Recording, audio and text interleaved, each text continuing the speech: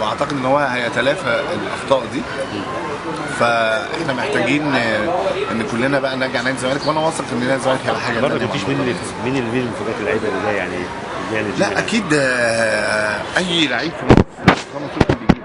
هل انت موافق على موضوع ابراهيم سعيد اللي جالك ده على الاقتراحات دي ولا انت؟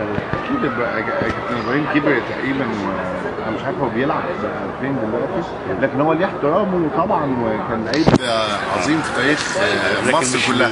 لكن انا بقول مش النوع ده من الاقتراحات اللي انا محتاجها. لكن عايز اقول لك حاجه، لا ما تنساش عمرو زكي. يعني انا عمرو زكي ده استغربت جدا، ده كان رايح الاهلي لقيته راكب عربيتي. استاذ مرتضى ما اعرفش عمل في ايه، لقيته راكب عربيتي في المطار. كابتن مصطفى جعفر، احمد الكاس، لا مرتضى منصور تاريخ ممتد في الصفقات. بس نادي الزمالك مش بس اللي محتاجه الفتره الجايه الكوره، نادي الزمالك محتاج فلوس عشان يجيب اعظم لعيبه في العالم، محتاج فلوس عشان يجيب اعظم اداريين في العالم، محتاج فلوس عشان يدي موظفينه حقهم، محتاج فلوس عشان يصرف على الانشطه، واللعيب يلبس اجمل لبس، والناشئ يحس بالنادي بتاعه، وهكذا.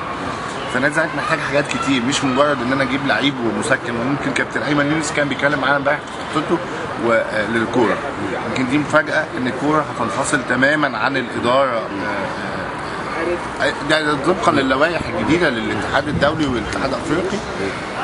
لكن انا بقولها ان كمان كنا بنتكلم فيها ان احنا مجهزين نفسنا بالشكل الاداري للكوره الشكل الجديد، وازاي هننظم مساله الكوره في نادي الزمالك عشان يبتدي يبقى في انفصال للميزانيات، والكوره تبقى بتصرف على نفسها وبتكسب. احنا عايزين الكوره توصل لمرحله ان هي تكون بتكسب فلوس، بتكسب بطولات.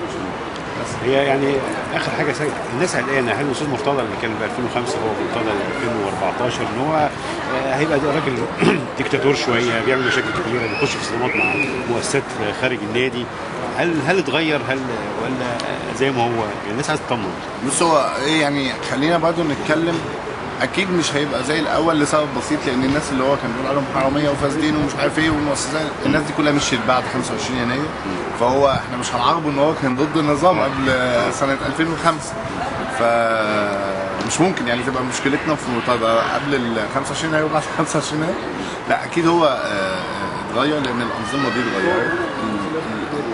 اللي جاي افضل لمصر، واللي جاي افضل لنادي الزمالك، ونادي الزمالك محتاج نوع مختلف من الاداره غير اللي مرتضى منصور في الفتره دي كان بيعملها.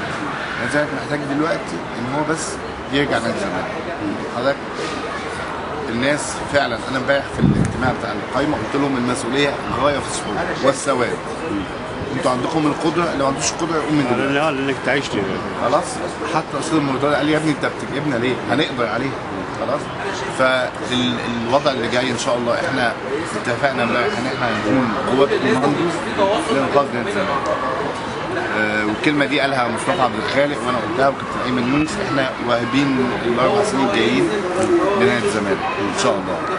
هنخلي نادي الزمالك يرجع مكانته، وهنحطه في المكان اللي كان نفسنا طول عمرنا نشوفه. احنا عندنا الرغبه وعندنا القدرات وعندنا الطموح ان نادي الزمالك يبقى حاجه افضل من كده بكتير. مش هنبص للاهلي تاني، واتفقنا على كده. نادي الزمالك ازمته مش في محاربه النادي الاهلي اللي فيه.